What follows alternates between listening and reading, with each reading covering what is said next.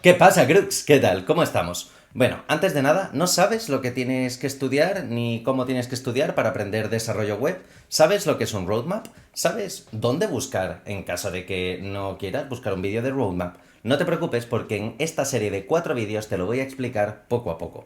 Así que vamos a empezar y en este caso ten en cuenta que estamos hablando sobre desarrollo web. Y cuando hablamos de desarrollo web, pues vamos a ver una serie de detalles. En este caso, como vamos a estudiar desarrollo web, tenemos que tener en cuenta lo que sería un roadmap, el camino que deberías de seguir, aproximadamente, unas referencias, para que sepas qué estudiar y cuándo estudiar. Para ello, esta serie de 4 vídeos están divididos en 4 partes. La primera, que es este vídeo, son las definiciones. Vamos a definir qué es cada cosa y qué no es cada cosa, para que un poquito más adelante nos resulte más fácil comprender cada uno de los perfiles y las cosas, la dificultad que tienen a la hora de estudiarlas o no.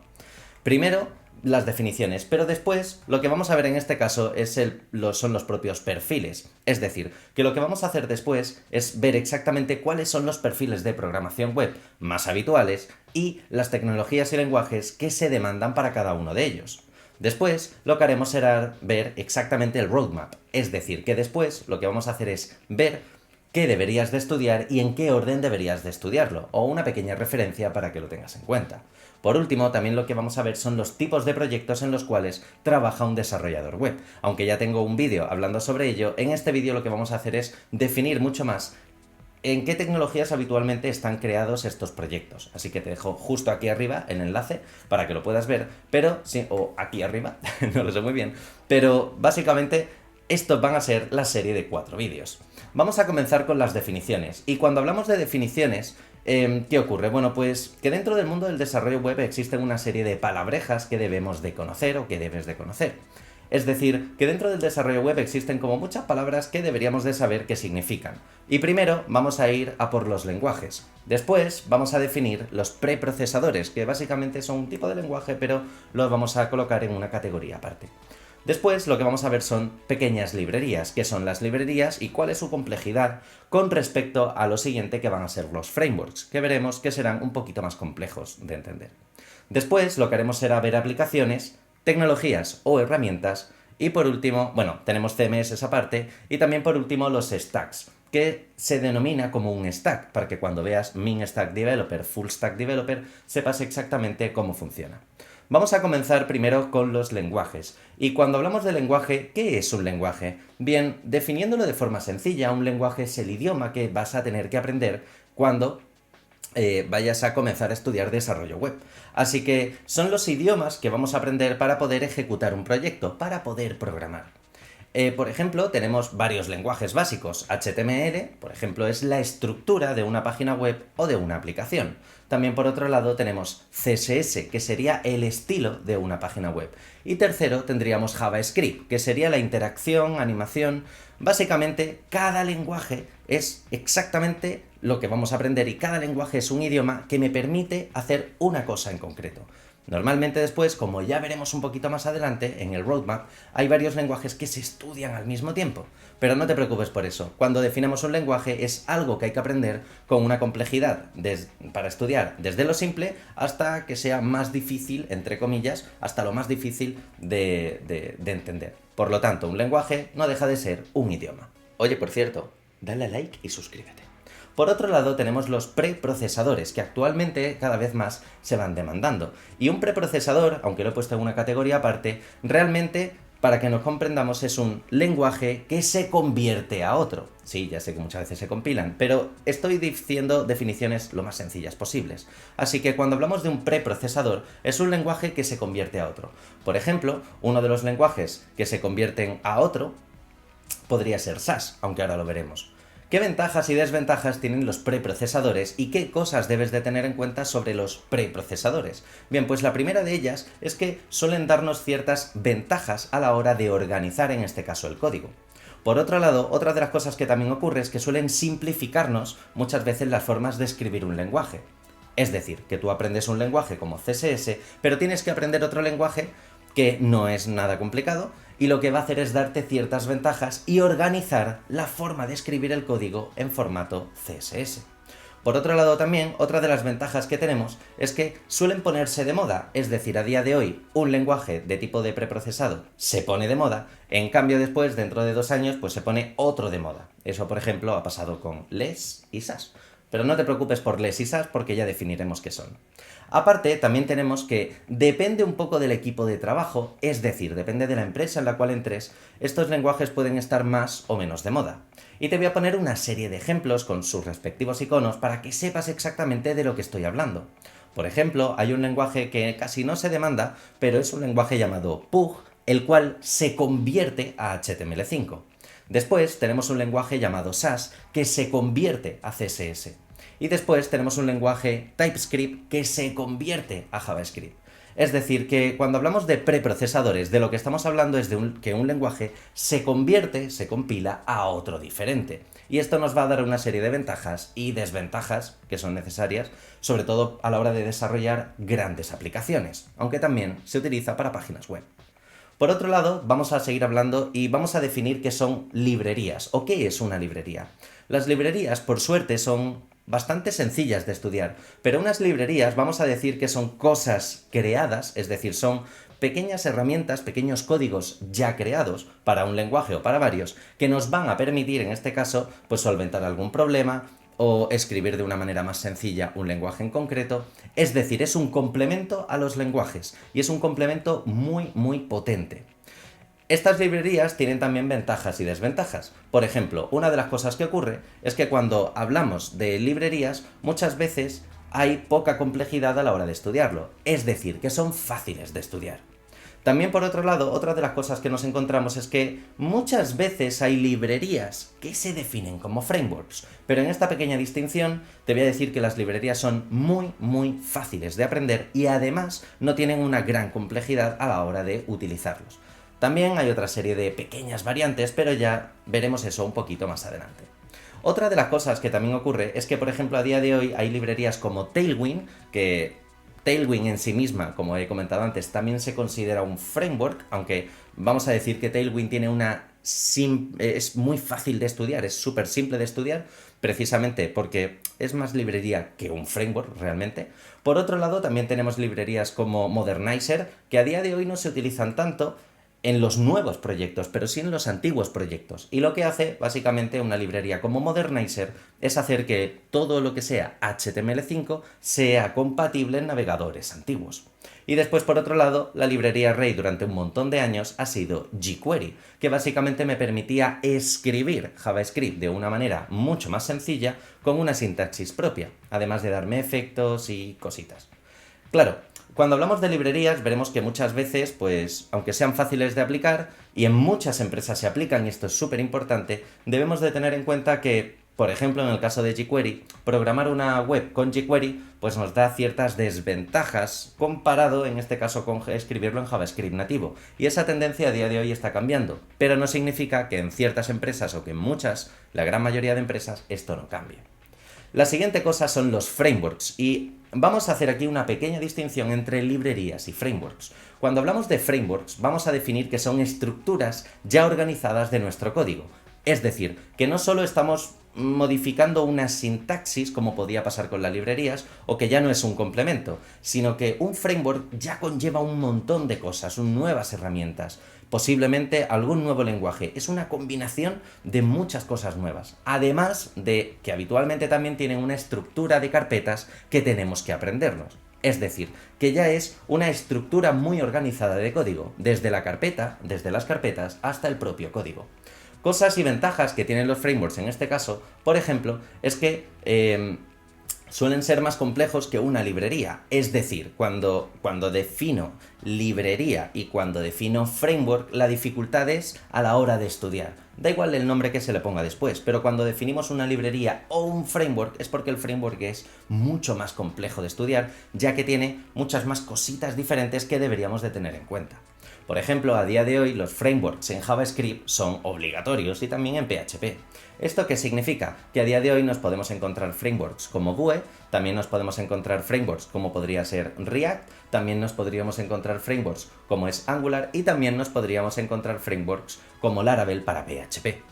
Así que ahora hablamos de aplicaciones Y muchas veces cuando entramos en el desarrollo web empezamos estudiando ya una aplicación en concreto, pero vamos a definir qué es una aplicación.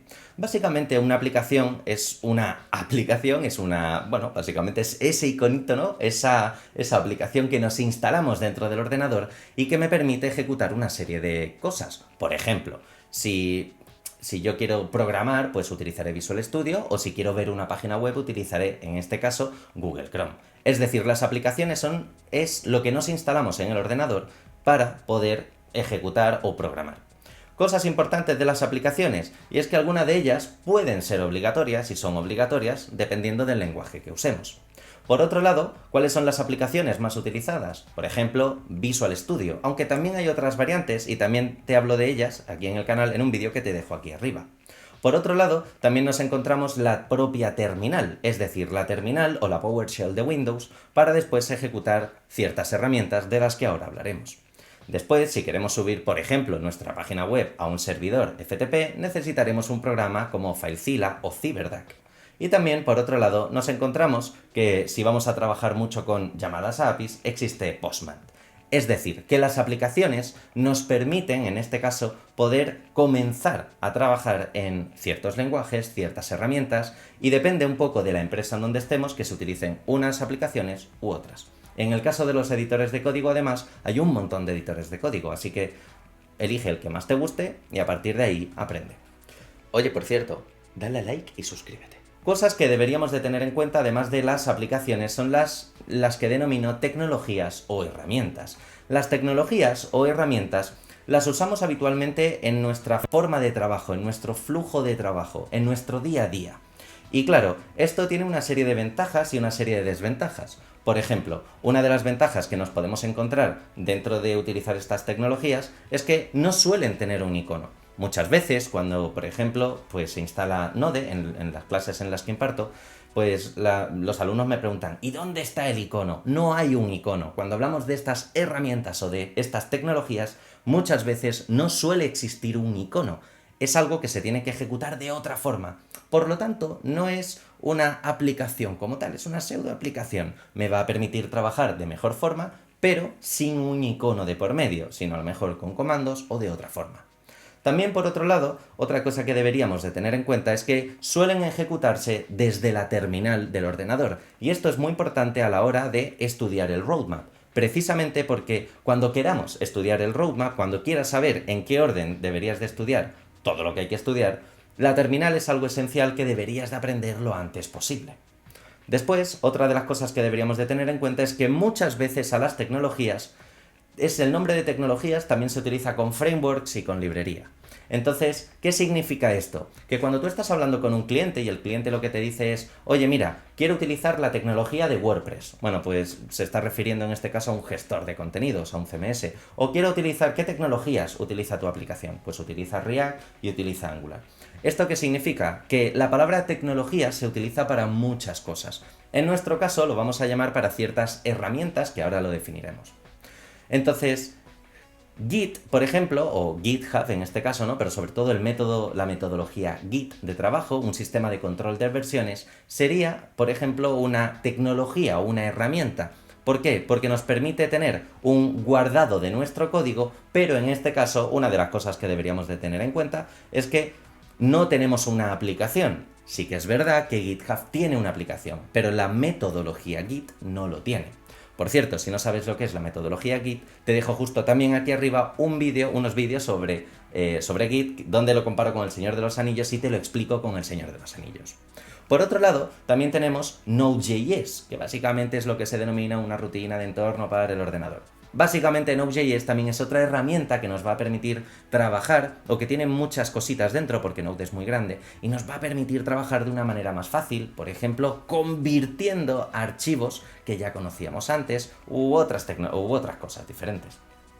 Otra de las cosas que nos encontramos son los denominados CMS. Esto es algo esencial que debemos de comprender, sobre todo si vamos a estudiar PHP y también en un futuro frameworks. Ahora entenderemos el porqué. Pero cuando hablamos de un CMS, de lo que estamos hablando es de un gestor de contenidos. Es decir, nos permite en este CMS, este pequeño gestor de contenidos, nos permite ver información, editar información, como si fuera un blog. cambiar información, eliminarla, es decir, nos permite gestionar un contenido, gestionar unas bases de datos, etcétera, etcétera. ¿Esto qué significa? Que cuando hablamos de los CMS dependen mucho del lenguaje. Es decir, habitualmente los CMS siempre se han visto como algo para PHP. En cambio, como ahora veremos, también existen CMS que están naciendo para los frameworks, para React, para Angular. Otra de las cosas que deberíamos de tener en cuenta de los CMS o gestores de contenidos es que si lo creamos a mano es lo que habitualmente se llama CRUD, Create, Read, Update y Delete. Es decir, que cuando creamos un CRUD lo que estamos haciendo es un mini gestor de contenidos. Para que nos entendamos, ese CRUD es un pequeño gestor de contenidos. Y habitualmente los gestores de contenido se les llama CMS. Por ejemplo, WordPress es un CMS de los más grandes, de los que más se conocen. Y WordPress es el más utilizado en todo el mundo. De hecho, el 60% de las webs montadas en PHP están montadas con un WordPress, algo increíble. Por otro lado, también tenemos otros CMS como podría ser Magento, que está más pensado para hacer tiendas mucho más gordas. O también tendríamos Strapi, que es un CMS que están haciendo para aplicaciones bajo React. Es decir, que cuando hablamos de CMS ya no solo estamos hablando de PHP, sino que también deberíamos de hablar de los frameworks, ya que por ahí hay cositas que están naciendo como Strapi. Y por último, vamos a denominar lo que son los stacks. ¿Y qué definimos lo que es un stack? ¿Qué es un stack? Bueno, pues cuando hablamos de un stack, lo que estamos hablando es de un conjunto de lenguajes, tecnologías o herramientas que combinadas, cuando tú las estudias de forma combinada, puedes ejecutar, en este caso, aplicaciones o proyectos de una manera muy concreta. Y cuando hablamos de stack, habitualmente las tecnologías suelen ser Mongo, suelen ser Express, suele ser React, Angular, y existen tres variantes. Por ejemplo, la primera de ellas es una que se denomina, porque ya os digo que existen tres versiones, la primera de ellas es una que se denomina si mal no me equivoco, MERN Stack. ¿Qué significa el Min Stack? Perdón. ¿Qué es el Min Stack? Es Mongo, Express, Angular y Node. Es decir, son un conjunto de frameworks, en este caso, y de tecnologías que si lo estudiamos sería el Min Stack. Pues sería estudiar Mongo, sería estudiar Express, sería estudiar Angular y sería estudiar Node. Por otro lado, también tenemos el MERN Stack, que el MERN Stack sería Mongo, Express, React y por último Node. También tendríamos el MENF, que se ve mucho menos, Stack, que sería Mongo Express, Vue y Node. Es decir, que al final, cuando hablamos de stacks, estamos hablando de un conjunto de tecnologías, las cuales nos van a permitir ejecutar un proyecto o ejecutar habitualmente una aplicación. Y esto lo verás muchas veces en oferta de trabajo. También muchas veces nos permite estudiar de una manera más centrada, es decir, estudiar un stack. Por ejemplo, roadmap de un MERN stack. Bueno, pues cuando hablamos del roadmap de un MERN stack es el orden en el cual debes de estudiar Mongo, Express, Angular y Node. Por lo tanto, es muy importante que comprendas el concepto de stack. Lo siguiente de lo cual tendríamos que hablar serían de los propios perfiles, pero de esto lo haré en el siguiente vídeo, así que puedes hacer clic aquí para ver un vídeo que seguramente te guste o hacer clic aquí para suscribirte, de tal manera que puedas ver el siguiente vídeo donde hablaremos de perfiles. Un saludo y hasta la próxima. Chao, Crook.